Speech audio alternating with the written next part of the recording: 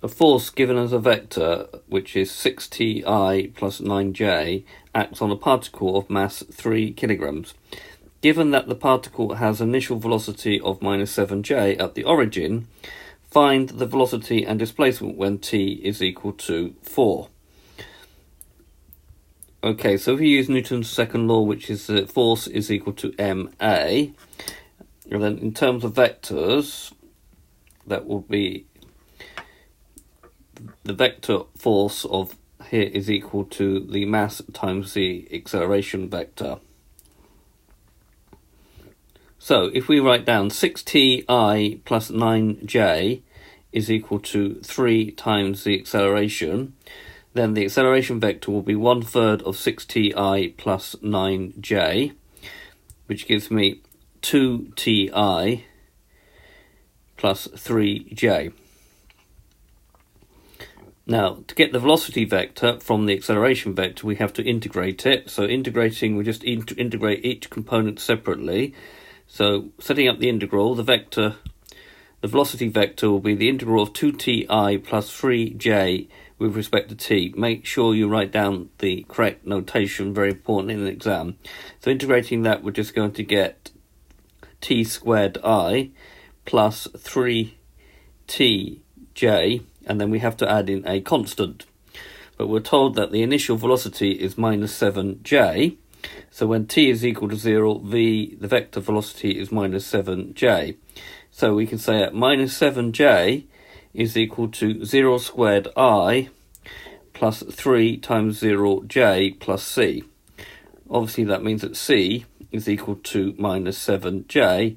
So my velocity vector is going to be t squared I plus 3t minus 3tj minus 7j. Now normally we put these together and write it like this: t squared I plus 3t minus 7j. Right, we're told that when t is equal to 4, we need to find the velocity vector. So we're going to have v is 4 squared I plus 3 times 4 minus 7j. So that's going to give me 16i, and then 12 minus 7 is going to give me plus 5j. To find the displacement vector, well, if you're given the velocity vector and you want to find the displacement vector, remember we use r for the displacement vector, it's the integral of v dt.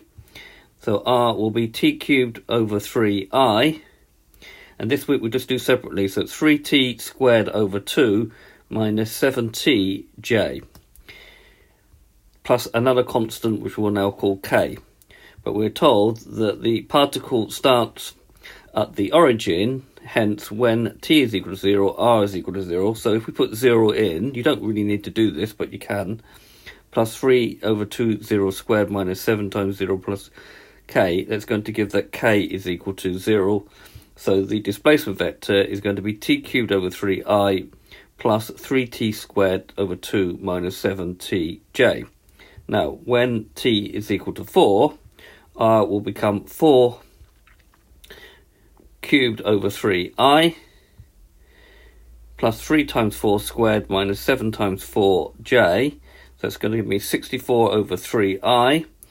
4 squared is 16. 16 divided by 2 is 8. 3 8 are 24. Minus 28, that's going to give me minus 4j. Okay, so there's been a video to help show you how to find the velocity vector and the displacement vector when you are given a force and a mass. I hope you've understood, and I thank you very much for watching.